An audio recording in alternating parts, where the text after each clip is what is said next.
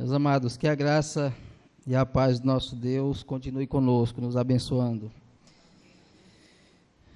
Meus irmãos, nós vamos continuar lá em Josué, hoje capítulo 8.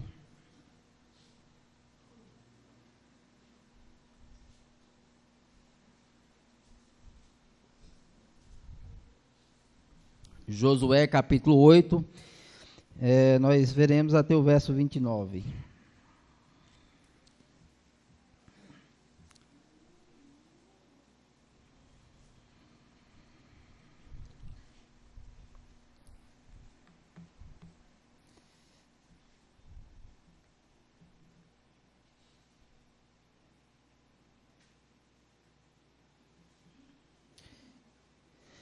Diz assim a palavra do nosso bom Deus.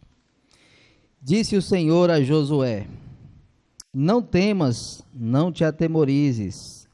Toma contigo toda a gente de guerra e dispõe-te, sobe a Ai. Olha que entreguei nas tuas mãos o rei de Ai, e o seu povo e a sua cidade e a sua terra. Farás a Ai a seu rei, como fizeste a Jericó e a seu rei. Somente que para vós outros saqueareis os seus despojos e o seu gado, põe emboscadas a cidade por detrás dela. Então Josué se levantou a toda a gente de guerra para subir contra Ai. Escolheu Josué 30.000 homens valentes e os enviou de noite. Deu-lhe ordem dizendo: eis que vos poreis de emboscada contra a cidade por detrás dela. Não vos distancieis muito da cidade, e todos estareis alertas. Porém eu e todo o povo que está comigo nos aproximaremos da cidade, e será que quando saírem como dantes contra nós, fugiremos diante deles. Deixemo-los, pois, sair atrás de nós, até que o tiremos da cidade, porque dirão: fogem diante de nós como dantes, assim fugiremos diante deles. Então saireis vós da emboscada e tomareis a cidade, porque o Senhor vosso Deus vô-la entregará nas vossas mãos. Havendo vós tomado a cidade, pô-lo-eis fogo, segundo a palavra do Senhor fareis. Eis que vô-lo ordenei. Assim Josué os enviou, e eles se foram à emboscada e ficaram entre Betel e Ai, ao ocidente de Ai. Porém Josué passou aquela noite no meio do povo. Levantou-se Josué de madrugada, passou revista ao povo, e subiram ele e os anciãos de Israel diante do povo contra Ai. Subiram também todos os homens de guerra que estavam com ele, e chegaram-se e vieram defronte da cidade, e alojaram-se do lado norte de Ai. Havia um vale entre eles e Ai. Tomaram também uns 5.000 homens e o pôs em Betel e Ai, emboscada ao ocidente da cidade. Assim foi posto o povo, todo acampamento ao norte da cidade, e a emboscada ao ocidente dela. E foi Josué aquela noite até o meio do vale. E sucedeu que, vendo o rei de Ai e os homens da cidade, apressaram-se e, levantando-se de madrugada, saíram de encontro a Israel, a batalha defronte das campinas, porque ele não sabia achar-se contra ele uma emboscada atrás da cidade. Josué, pois, e todo Israel se houveram como feridos diante deles e fugiram pelo caminho do deserto. Pelo que todo o povo que estava na cidade foi convocado para o perseguir. E perseguiram Josué e foram afastados da cidade. Nem um só homem ficou em Ai, nem em Betel, que não saísse após os israelitas, e deixaram a cidade aberta e perseguiram Israel. Então disse o Senhor a Josué: estende para Ai a lança que tens na mão, porque a essa darei na tua mão. E Josué estendeu para a cidade a lança que tinha na mão. Então a emboscada se levantou apressadamente do seu lugar, e ao estender ele a mão, vieram à cidade e a tomaram, e apressaram-se, e nela puseram fogo. Virando-se os homens de Ai para trás, olharam, e eis que a fumaça da cidade subia ao céu. e não puderam fugir, nem para um lado, nem para outro, porque o povo que fugia para o deserto se tornou contra os que os perseguiam. Vendo Josué e todo Israel que a emboscada tomara a cidade, e que a fumaça da cidade subia, voltaram e feriram os homens de Ai. Da cidade saíram os outros ao encontro do inimigo, que assim ficou no meio de Israel, uns de uma parte e outro de outra, e feriram-nos de tal sorte que nenhum deles sobreviveu, nem escapou. Porém, ao rei de Ai, tomaram vivo e o trouxeram a Josué. Tendo os israelitas acabado de matar todos os moradores de Ai, no campo e no deserto, onde os tinham perseguido, havendo todos caído a fio de espada e sendo já todos consumidos, todo Israel voltou a Ai e a passaram a fio de espada. Os que caíram naquele dia, tanto homens como mulheres, foram 12.000 todos os moradores de Ai. Porque Josué não retirou a mão que estendera com a lança até haver destruído totalmente os moradores de Ai. Os israelitas saquearam, entretanto, para si o gado e os despojos daquela cidade, segundo a palavra do Senhor que ordenara a Josué. Então Josué pôs fogo a Ai e a reduziu para sempre a um montão, as ruínas até ao dia de hoje. Ao rei de Ai enforcou e o deixou no madeiro até a tarde, ao pôr do sol, por ordem de Josué. Tiraram do madeiro o cadáver e o lançaram à porta da cidade, e sobre ele levantaram um montão de pedras, que até hoje permanece. Amém. Meus amados, vamos orar mais uma vez. Senhor, nós te pedimos também, ó Pai, nesse momento, no qual estaremos diante da exposição da Tua santa e preciosa palavra, e demonstramos, ó Deus, o quanto nós necessitamos, carecemos de sermos, ó Deus, instruídos por Ti, por Teu Santo Espírito, através da Tua santa palavra.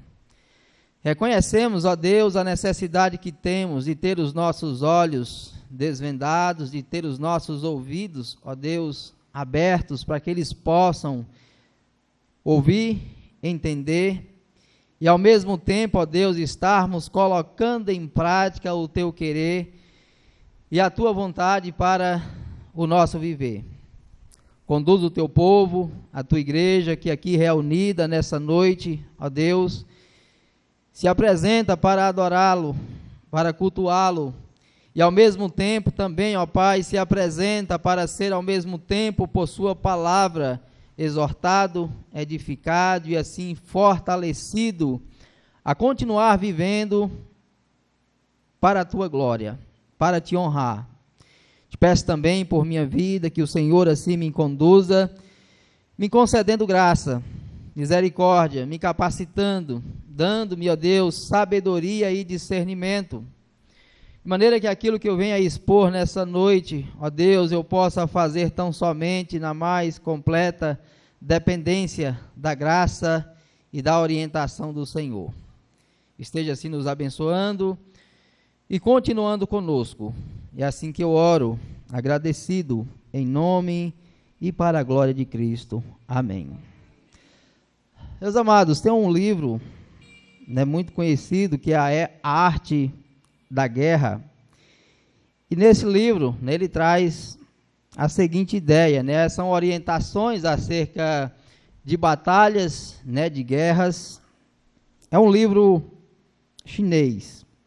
Ele diz o seguinte: a melhor forma de expor o inimigo é criar um ambiente onde ele sinta a necessidade de atacar, enquanto você controla as condições desse ataque.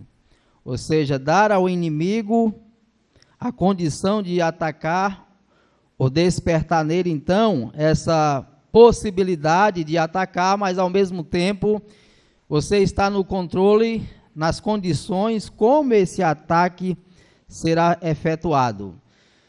No domingo passado, nós vimos como Israel, diante da batalha também ainda na cidade de Ai, como Israel fracassou. E fracassou, é claro, devido ao pecado, de Acã. Fracassaram porque um dentre aqueles que estavam ali incumbidos de estar atacando aquela cidade, e seguindo, é claro, as orientações do Senhor, porém, Acã não seguiu devidamente, como o Senhor havia lhe ordenado, como o Senhor havia instruído o exército de Israel, e devido então a esse pecado, vemos como aquilo que deveria ser o triunfo de Israel, a vitória de Israel diante de um inimigo bem inferior, a própria cidade de Jericó, que era bem mais fortificada, e provavelmente também um exército mais preparado, que fora conquistada por Israel. Porém, Israel fracassou diante dessa cidade. Israel acabou falhando tão somente pelo fato de que falharam com o Senhor, não foram fiéis para com o Senhor. No capítulo 8, então, nós vemos a continuidade da batalha ainda nessa cidade, a finalidade ainda de conquistar essa mesma cidade. Porém, aqui o Senhor não espera que o seu povo, que o seu exército venha a cometer os mesmos erros que foram cometidos na batalha passada, no capítulo 7. Pelo contrário, o Senhor agora espera que Israel, comandado por Josué, possa então finalmente estar conduzindo o povo de Israel à vitória tão almejada, a vitória tão esperada. Talvez os versículos que se destacam, são vários, mas dois que se destacam de forma mais clara diante dessa batalha, são dois versículos que na verdade acabam repetindo, tendo a mesma ideia, que é o verso 18 e também o verso 26, que traz a mesma ideia, que é a ideia de que Josué deveria estar com a sua lança estendida. Estando então finalmente com essa lança estendida, Israel finalmente seria vitorioso diante dessa batalha.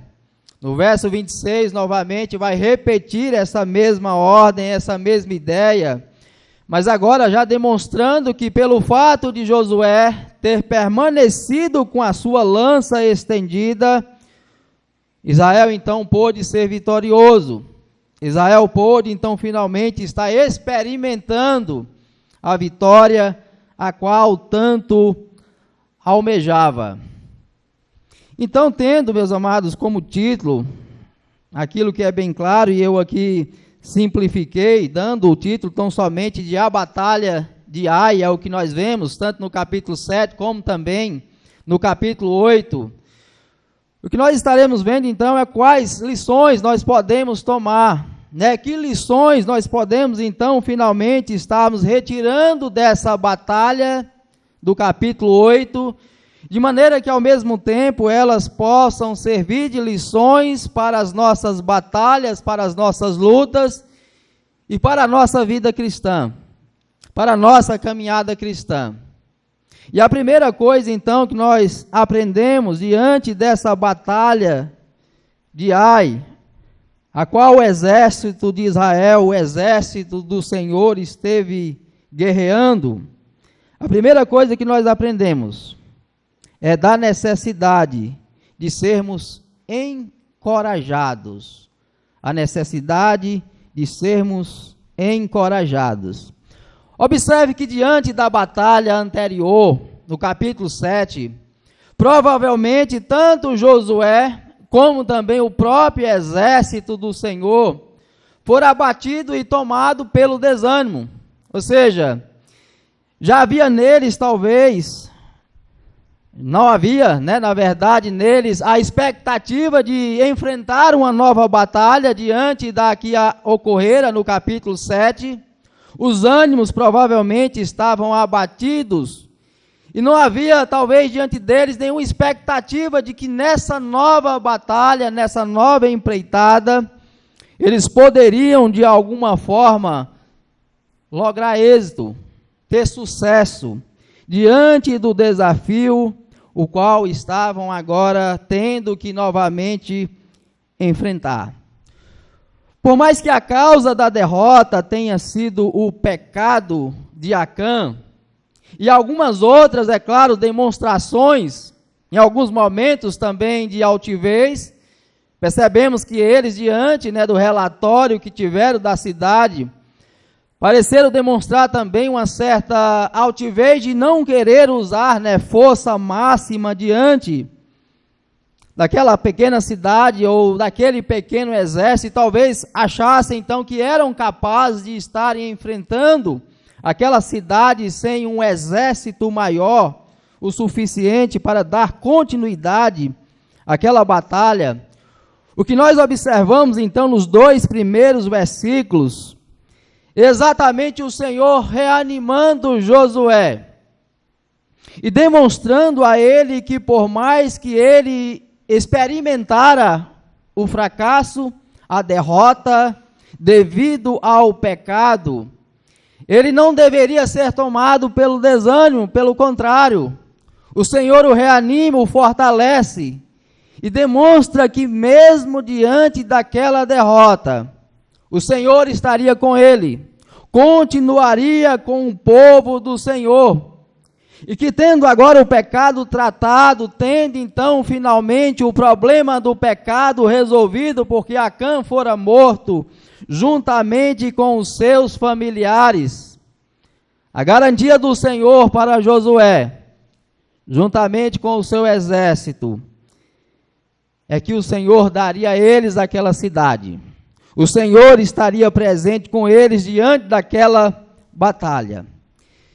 Disso então, meus amados, nós percebemos a necessidade, muitas vezes, até mesmo diante dos fracassos, até mesmo diante do pecado que muitas vezes nós cometemos, a necessidade de sermos reanimados, encorajados, tanto a tratar o próprio pecado, que precisa ser tratado, como fora no capítulo 7, mas ao mesmo tempo nos demonstrar que mesmo diante do pecado, diante do erro, é necessário prosseguirmos e darmos continuidade à nossa caminhada cristã, tendo em mente que é exatamente o Senhor aquele que nos conduz.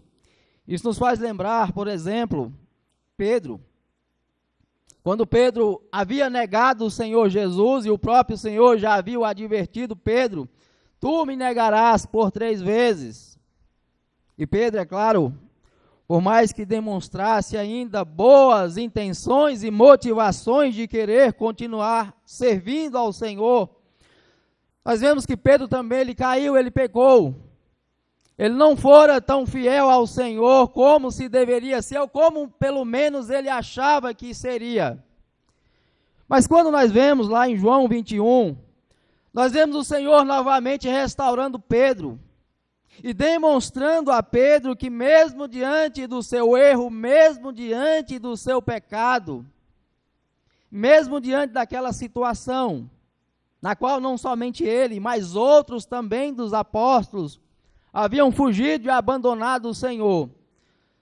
Nós vemos ali o Senhor restaurando Pedro e demonstrando a Pedro que ele deveria agora sim prosseguir, mesmo diante do seu erro, mesmo diante do seu pecado. Agora ele teria uma nova responsabilidade, uma nova missão de dar continuidade àquilo que ele havia falhado, mas que não poderia parar.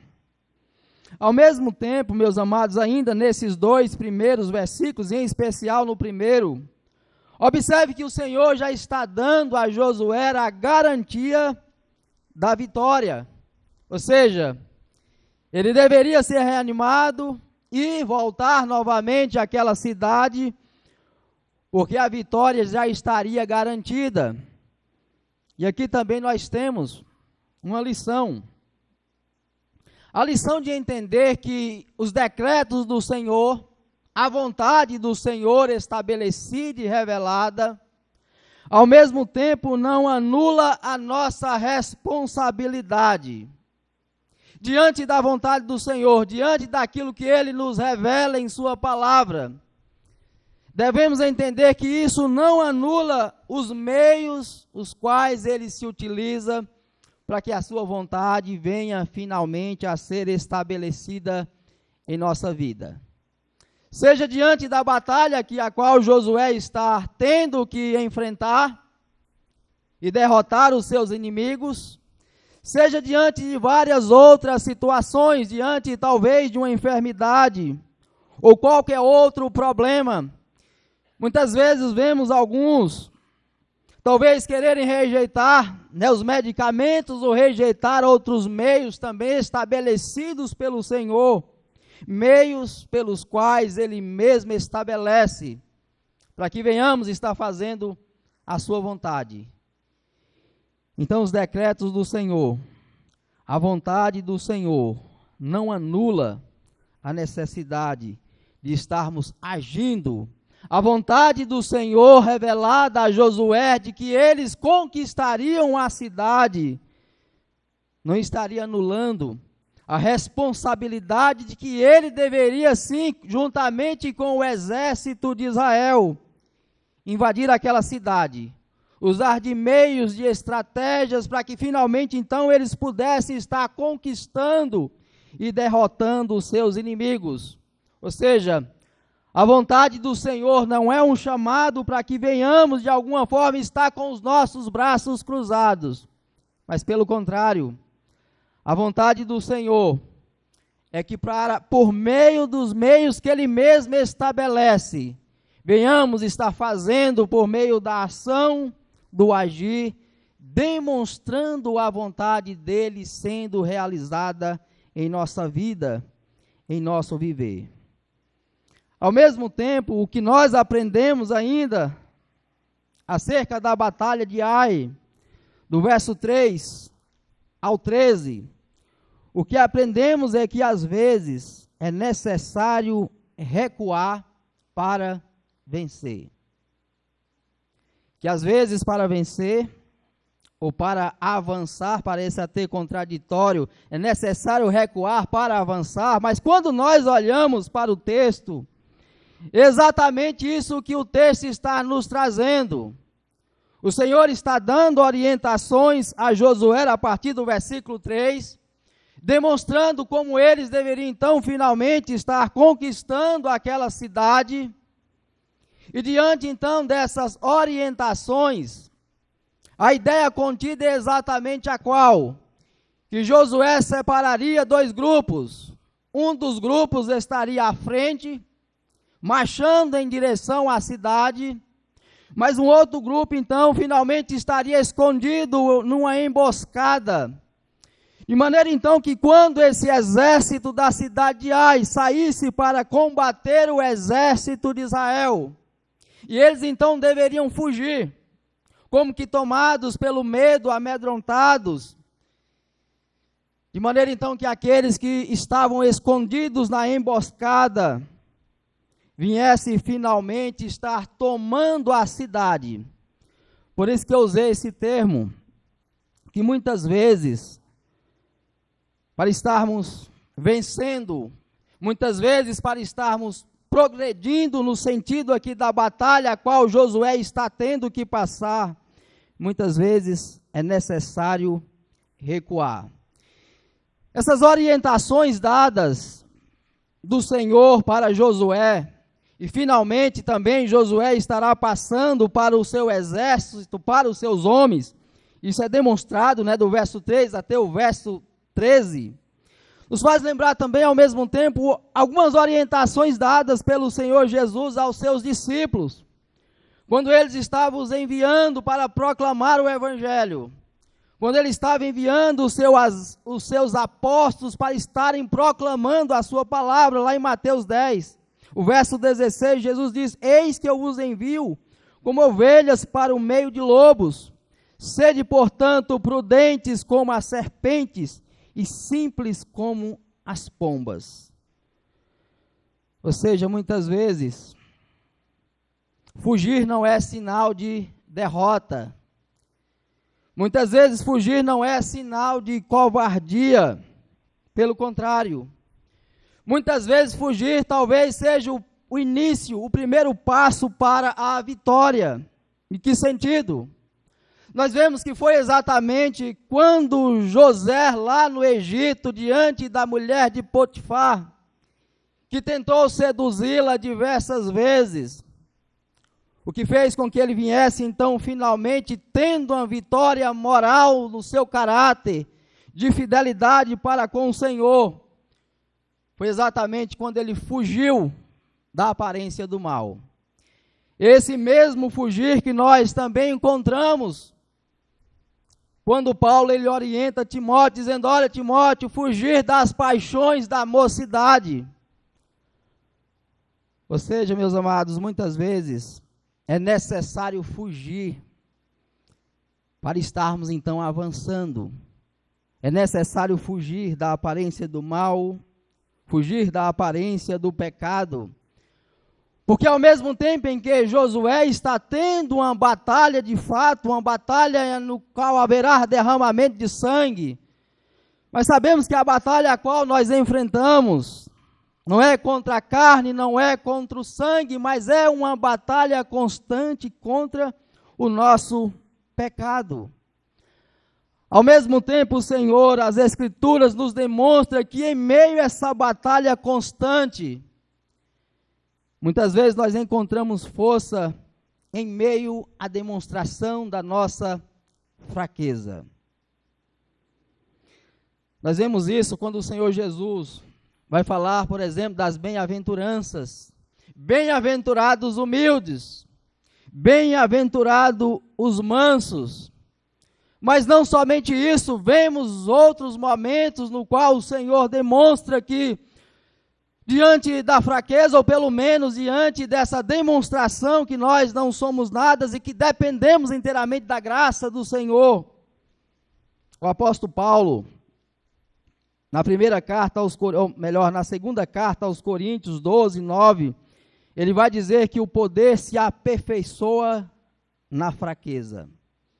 Também ainda nesse mesmo versículo ele vai dizer que quando sou forte, quando sou fraco, é que sou forte. Ou seja, a vitória de Josué diante da cidade de Ai, nesse segundo momento, no capítulo 8, dependeria muito, não necessariamente das suas estratégias, das avaliações que eles teriam diante da cidade como fora no primeiro momento, mas dependeria tão somente em ser dependente de serem conduzidos pelo Senhor, de serem dependentes da sua graça, de serem direcionados pelo Senhor. Mas ainda, meus amados, diante desses versículos, do verso 3 ao versículo 13, nós ainda temos mais uma lição, que é a necessidade de uma vítima para atrair o inimigo.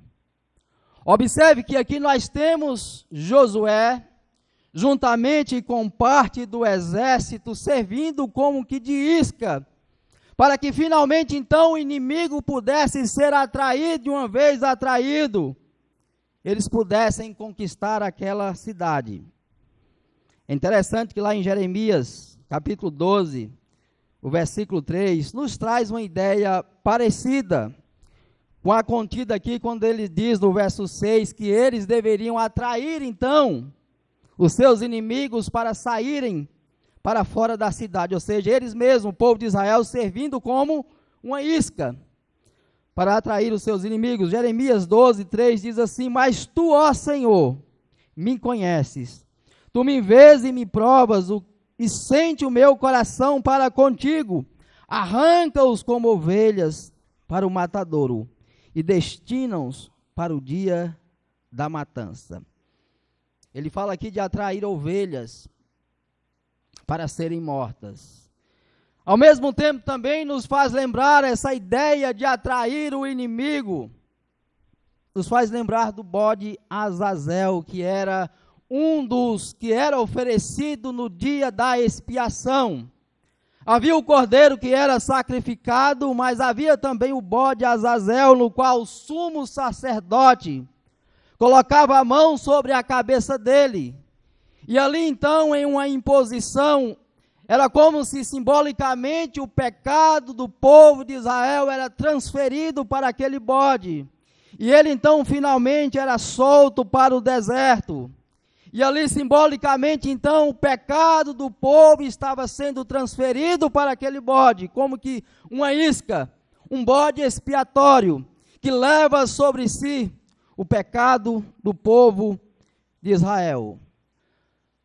Observe, meus amados, que ao mesmo tempo no qual esse texto nos apresenta o povo servindo como isca para atrair os seus inimigos, nós sabemos que na nossa luta contra o pecado, também foi necessário que alguém servisse como isca para que o nosso inimigo pudesse ser atraído, para que o nosso inimigo finalmente então pudesse ser lançado sobre ele. Isto nos faz lembrar do Gólgota, o lugar da caveira. E foi exatamente ali naquele lugar da caveira onde reinava a morte. E nós vemos a nossa isca, ou seja, aquele que atraiu sobre si os nossos pecados, o nosso inimigo. E não somente o pecado que conduz à morte, ou seja, o que vemos ali é exatamente o Senhor Jesus tomando sobre si, atraindo sobre si, aquele que nos conduz à morte, o nosso pecado. Ou seja, Cristo como essa espécie de isca, de bode Azazel que está atraindo, chamando para si, aquilo que estava destinado a nós, o inimigo da nossa alma, mas que ao mesmo tempo ele se torna alvo e toma sobre si. Mas observe que ao mesmo tempo que nós temos o Senhor Jesus como sendo aquele que atrai para si o nosso inimigo e toma sobre si a condenação, que nos estava destinada lá em Hebreus 13, o verso 12 e 13 diz que nós também devemos nos identificar com ele. Ele diz assim: como um Cristo saiu para fora dos portões da cidade, dos muros da cidade, nós também devemos nos identificar com ele. Como? Saindo juntamente com ele, nos tornando agora em nossa vida com Deus, como que essa espécie de isca contra o nosso inimigo, e demonstrando que assim como Cristo uma vez morreu pelos nossos pecados, nós também agora devemos viver e morrer para Cristo. Mas o que a batalha de Ai ainda tem a nos ensinar? Do versículo 14 ao 17, nós vemos algo que parecido com o que Israel cometeu lá no início do capítulo 7, que é o perigo da altivez. Por mais que no capítulo 7 não seja esse propriamente o problema de Israel, mas também fora um dos problemas, o excesso de confiança. Observe que agora que ao contrário do verso 14 ao 17, são agora o exército, os homens de Ai, que agora é tomado, talvez pelo excesso de confiança, por estarem vendo o exército de Israel fugindo, retornando, eles agora se enchem de coragem e decidem firmemente agora dar fim, dar cabo completamente ao exército de Israel.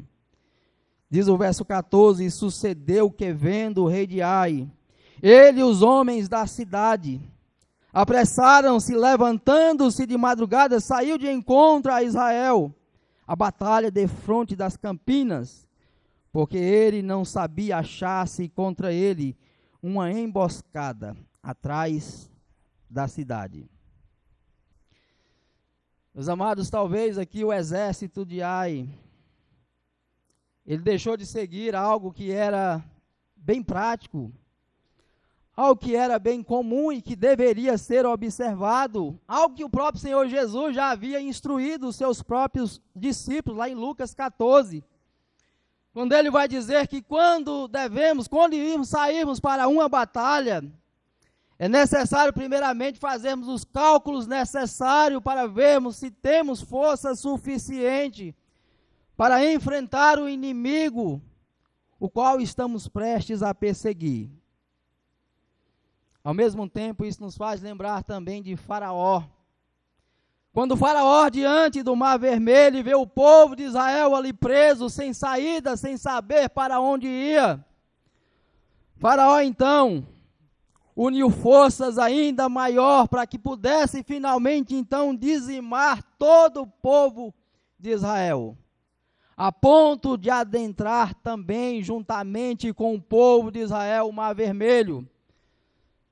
Mas nós vemos que esse excesso de confiança, esse excesso de altivez, de achar que talvez pelo poderio que tinha em suas mãos, ele pudesse então finalmente dar cabo e destruir finalmente o povo de Israel.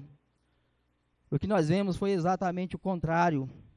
Faraó, com todo o seu exército, o exército de Faraó foi dizimado diante do Mar Vermelho. Observe que a altivez, ela nos conduz a uma falsa segurança. A altivez, ao mesmo tempo, nos impede de ver as nossas limitações. Nos faz subestimar o inimigo, nos faz subestimar os problemas que muitas vezes estão diante de nós. Foi exatamente dessa forma que o rei de Ai observou aquele povo fugindo. Como numa batalha, numa luta livre ou uma luta de boxe, quando o adversário vê o opositor muitas vezes fraquejar e cair, ele então vai com tudo, com força máxima para dar um fim à luta. Foi exatamente dessa forma que esse rei, ele viu aquela situação e era exatamente isso que era esperado pelo exército de Israel.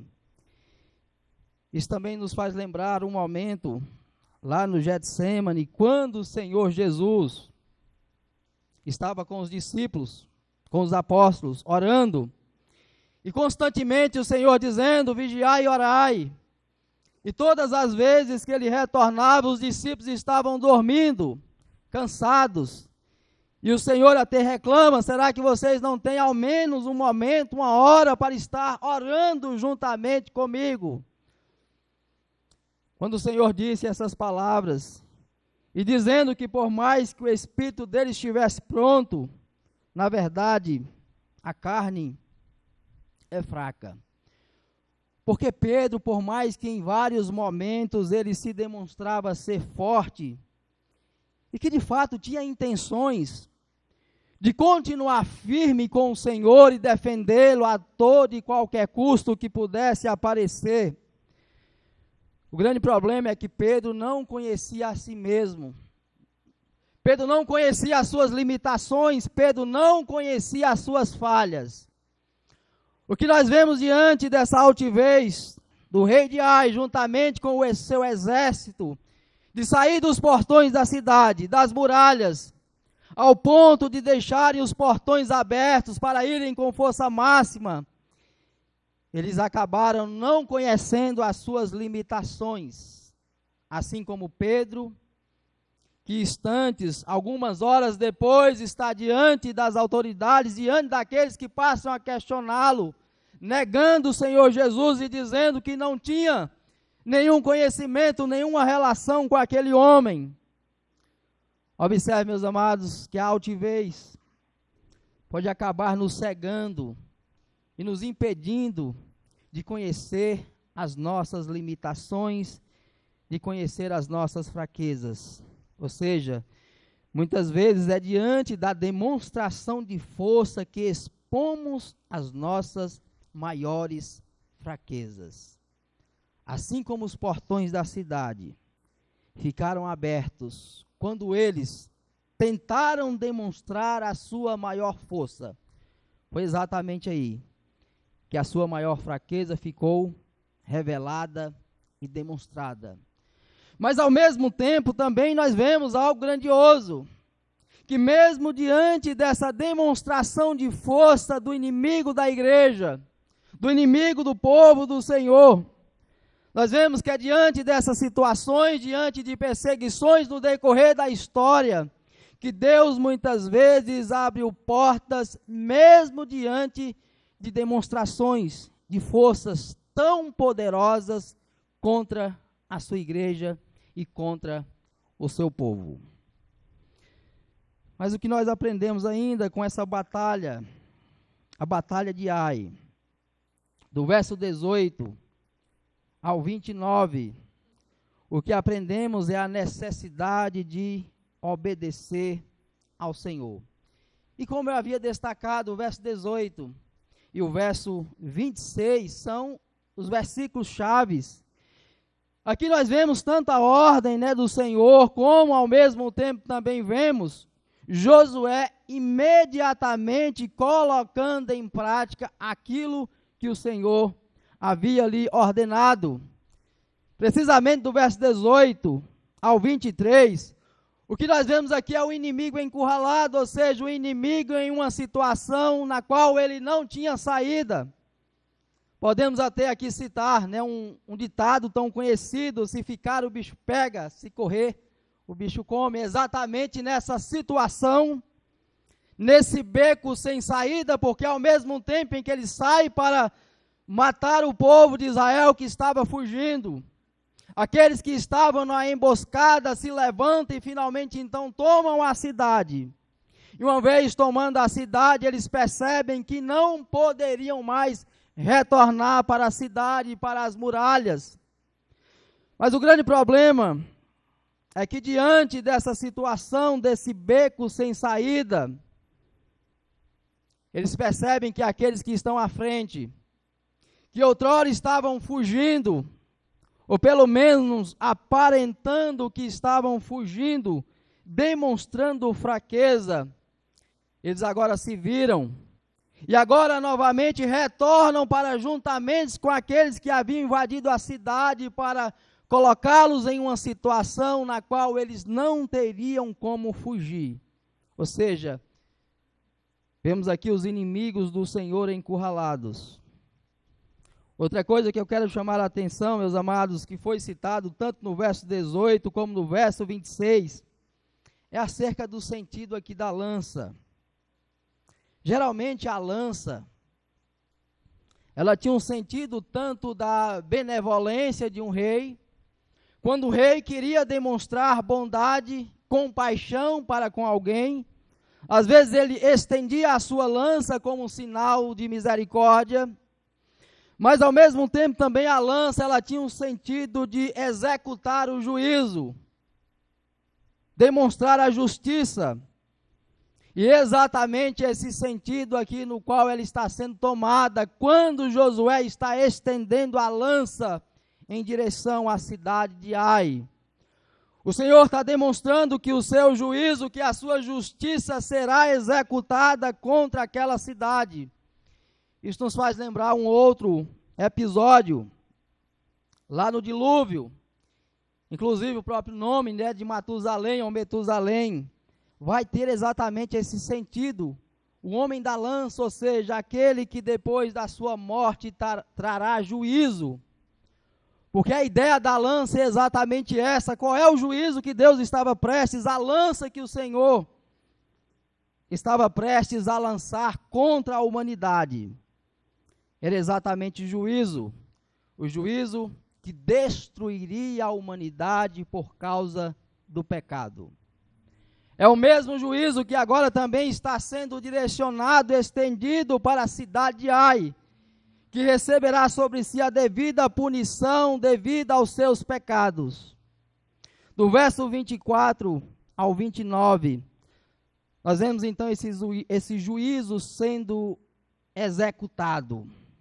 No verso 26, novamente, vai dizer então que a batalha prosseguiu, a vitória continuou, porque Josué permaneceu com a sua lança estendida. Vemos então nesses versículos 27 e 28, a cidade saqueada, a cidade queimada. Logo mais à frente também, no verso 28 e 29, vemos também o próprio rei da cidade de Ai sendo então finalmente cravado em um madeiro. E logo após ser retirado desse mesmo madeiro, diz que ele é posto no portão da cidade, ou seja, o local em que os juízes geralmente executavam as suas decisões, e provavelmente o rei de Ai também julgava ali naqueles portões.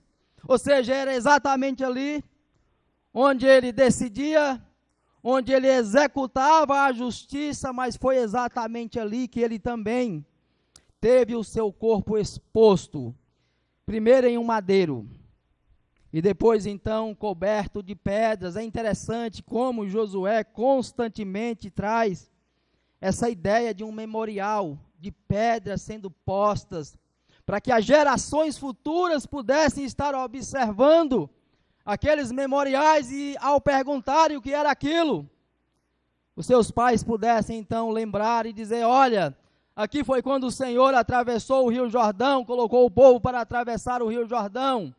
Aqui foi quando o Senhor então destruiu a cidade de Ai. E assim por diante. O Senhor vai levantando memoriais. Mas ainda, meus amados, o que é que nós temos então a aprender desses versículos finais? Se aqui nós temos então a lança estendida contra Ai, a lança da justiça, do juízo divino, lançado contra aqueles homens, contra aquelas mulheres, contra aquela cidade, aquela população, por causa dos seus pecados, nós sabemos que há também uma lança do juízo divino lançado ou direcionado contra todo homem, contra todo pecador. Sabemos que por meio das Escrituras, todos nós nascemos tendo essa lança direcionada contra nós. A lança da justiça divina, a lança que executará a sua justiça contra o pecador. Mas ao mesmo tempo que há essa lança do juízo divino, sabemos que todos aqueles que depositam a sua confiança no Senhor, aqueles que fazem do Senhor o seu refúgio e a sua fortaleza, sabemos que essa mesma lança que era direcionada contra nós, ela já não está mais direcionada contra os nossos pecados ou contra a nossa vida, mas pelo contrário, essa mesma lança, quando nós então depositamos a nossa confiança no Senhor, ela foi desviada para Cristo. É tanto que a lança, ou seja, os nossos pecados, o apóstolo Paulo diz na primeira carta aos Coríntios 15, que o aguilhão do pecado, da morte é o pecado. Essa mesma lança, esse mesmo aguilhão, os nossos pecados, que deveria então trazer sobre nós a ira, a justiça divina merecida, mas que finalmente então foi desviada para Cristo na cruz. Foi exatamente ali na cruz que ele recebeu sobre si a lança sobre o seu lado, a lança dos nossos pecados direcionada contra ele, a lança que foi derramada sobre ele, a lança da ira divina, que deveria ser destinada a nós pecadores, alvos dessa mesma lança, mas que ao mesmo tempo fomos poupados pela misericórdia de Deus, mas que ao mesmo tempo, ao contrário da cidade de Ai, que tentou se rebelar e se colocar contra o Senhor e contra o povo do Senhor, teve juntamente com o seu rei que experimentar a lança da ira de Deus. Para concluir, meus amados, na cruz, o Senhor Jesus, ele permitiu que o seu calcanhar fosse ferido, um aparente recuo, para que ao mesmo tempo, mesmo diante desse ferir no seu calcanhar, ele viesse finalmente estar esmagando a cabeça da serpente e destruindo Satanás, mas não somente destruindo Satanás, mas destruindo aquele que é o nosso maior inimigo, a morte. Que nós possamos a cada dia estarmos então descansando nesse que tomou sobre si, atraiu para si os nossos pecados, nesse que ao mesmo tempo foi o alvo da lança da justiça de Deus. Que nele possamos descansar em sua graça. Amém.